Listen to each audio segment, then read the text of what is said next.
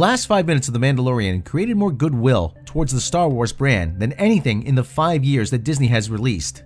More than that, The Mandalorian has, if anything, given Star Wars a new lease on life. After the sequel trilogy, to the extent of which it even can be called a trilogy. The brand had been run straight into the ground, something which caused lifelong fans to flee from it like rats from a sinking ship.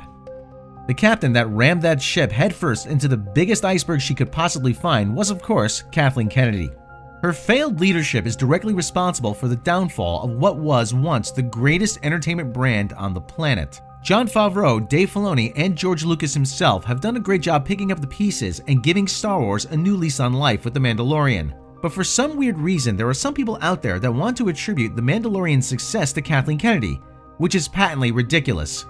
In this video, we will explore in detail why Kathleen Kennedy is directly and personally responsible for the downfall of Star Wars with the sequel trilogy, and why she deserves very little credit for The Mandalorian being successful in the first of many more steps left on the path towards an eventual redemption of Star Wars, as well as who, in addition to Favreau, Filoni, and Lucas, is also secretly helping out with charting a new path forwards for Star Wars.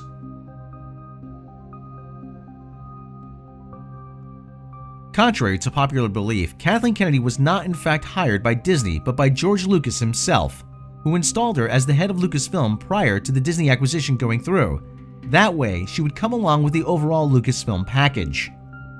Lucas is very protective of his life's work, so in all likelihood, he installed her so she could act as his proxy after Disney took over and protect his vision.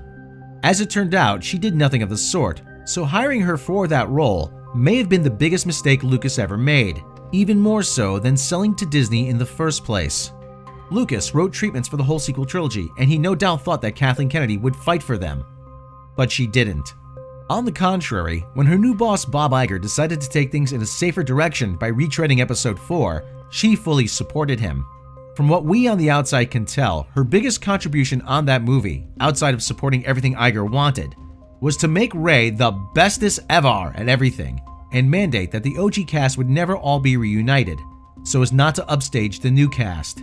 Instead, they would be killed off one by one over the course of the trilogy, for which there was an outline, however vague.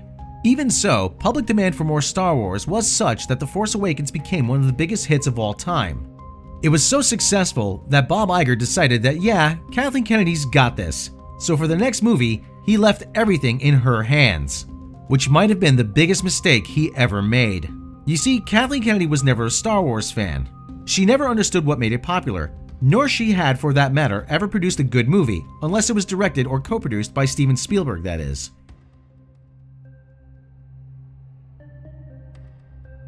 Kathleen Kennedy didn't start out as a producer, but as a personal secretary. About her, Steven Spielberg once told KPCW that, I remember Kathy came into the room with her steno pad and her pencil, and she was horrible at taking notes, and she was terrible at, she didn't really know how to do it very well.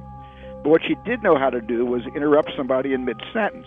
We'd be pitching ideas back and forth, and Kathy was supposed to be writing these ideas down, suddenly put her pencil down and would say something like, and what if he didn't get the girl, but instead he got the dog? And that's how Kathleen Kennedy got started. Not by actually making movies, but by spitballing ideas that would make Steven Spielberg think along new lines. She was also a good organizer, so eventually Steven Spielberg made her a producer who, in addition to spitballing ideas, would help booking shooting locations and similar. Through her collaboration with Steven Spielberg and his creative partner Frank Marshall, who would eventually become her husband, Kathleen Kennedy would come to serve as producer on many of the best movies ever made. Make no mistake about it though, while she may have been credited as producer, she may have been in the room. It was Steven Spielberg and Frank Marshall that were the creative drives behind those movies. Remove Steven Spielberg from the equation, and what is left of Kathleen Kennedy's resume is movies like Avatar: The Last Airbender. However, due to serving as producer on Steven Spielberg's movies, she was able to siphon their success and bill herself as the best producer in the business. After the success of The Force Awakens, a movie which Bob Iger had overseen every step of the way, he took a step back and left Kathleen Kennedy fully in charge of the next movie.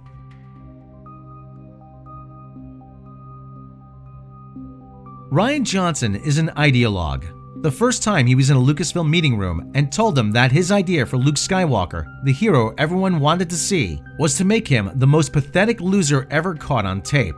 And for his idea for the movie was to directly tell the audience that their affection for the Star Wars of the past was problematic. so it would now be killed. And on top of that, he would have the black competitor for Rey's love sent off on a pointless side quest, have a purple-haired incompetent by proxy tell off every male member of the movie-going audience, and in general, close off every single story thread J.J. Abrams had planted for the trilogy in the previous movie just to subvert expectations. Any producer worth their salt should have said, You serious?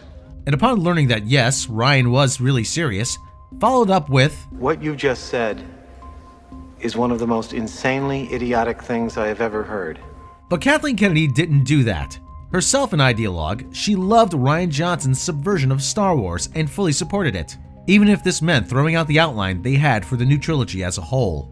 While the entertainment media complex went all out in praising the movie upon release, labeling everyone who didn't like it as istophobes, and even blamed Russian bots for being behind the negative comments at one point, the numbers were clear. The Last Jedi, the movie Kathleen Kennedy allowed Rian Johnson to scrap the trilogy plans for, had destroyed the brand. Box office, merchandise sales, and every other indicator of a brand's health fell off a cliff in its aftermath. Following Solo, a Star Wars story outright bombing, Bob Iger had to step into the picture. In a September of 2018 interview with The Hollywood Reporter, he made it clear that where Star Wars is concerned, the buck stops with him. That particular buck should stop with Kathleen Kennedy, as she is head of Lucasfilm.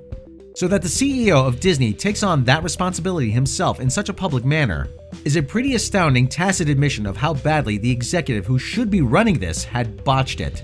Even the creative and financial failure of Rise of Skywalker is on Kathleen Kennedy. Due to The Last Jedi closing off all story threads and killing off the villain for the trilogy in the process, a new story had to be MacGyvered up for it, and closed again by the end of the movie. It did not go well. The only thing that did go well at that time was the release of The Mandalorian.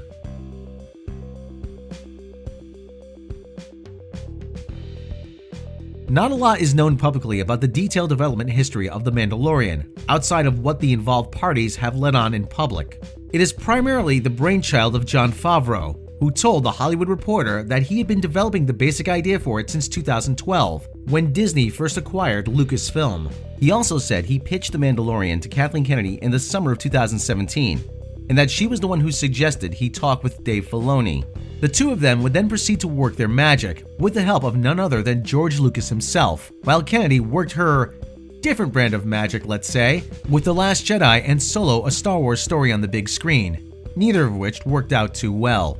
That is why Bob Iger stepped into the picture, and this is where the development story of The Mandalorian gets interesting. As we said earlier, not a lot is known about it outside of what they have let on, and that is very little.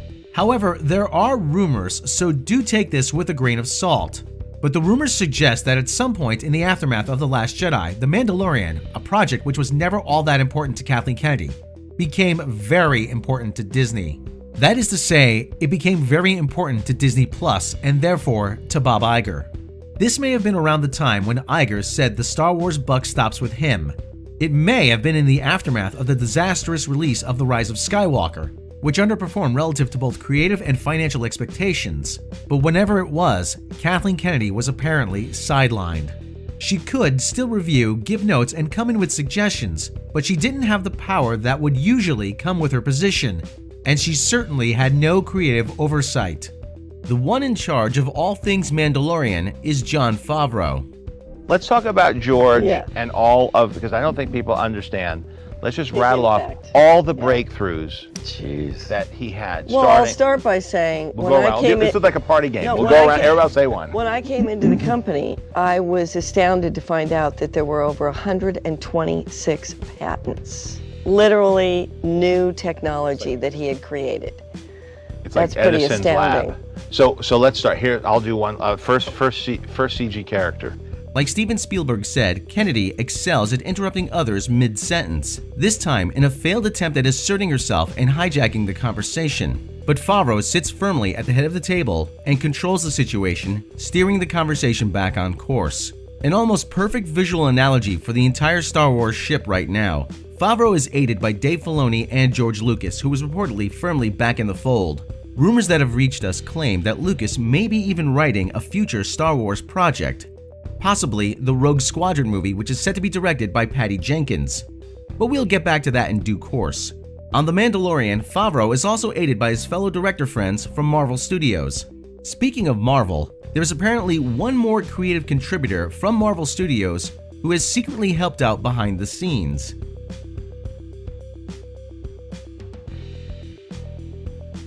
According to our good friend and renowned entertainment scooper Mikey Sutton, Marvel Studios head honcho Kevin Feige has given Jon Favreau an uncredited helping hand behind the scenes since day one. Many will have noticed that The Mandalorian started out as a single series, but the story told in it will continue not just in future seasons of The Mandalorian, but in the spin-off series Ahsoka, Rangers of the New Republic, and The Book of Boba Fett. Months ago, we reported on Sutton's earlier scoop that The Mandalorian would eventually introduce Thrawn, which was confirmed in the episode introducing Ahsoka. That apparently is the big event that these spin-offs are building towards. If that sounds too out there, keep in mind that in September of 2019, before even the first season of The Mandalorian premiered, Variety broke the scoop that Kevin Feige would be developing a Star Wars movie for Lucasfilm. We have not heard any more about that movie since, but apparently the Avengers-level event, or main baddie, The Mandalorian is building towards, is it. For Kathleen Kennedy, that is, if anything, doubly embarrassing. The head honcho of one company within a corporate structure does not do any projects for another company in the same corporate structure, unless someone has dropped the ball in spectacular fashion. Of course, Kennedy did drop the ball in spectacular fashion. So while she's off in a corner having actual creative oversight over The Acolyte with showrunner and former Harvey Weinstein aide Leslie Headland, Bob Iger reportedly saw to it that the Marvel guys he can trust are saving Star Wars with The Mandalorian.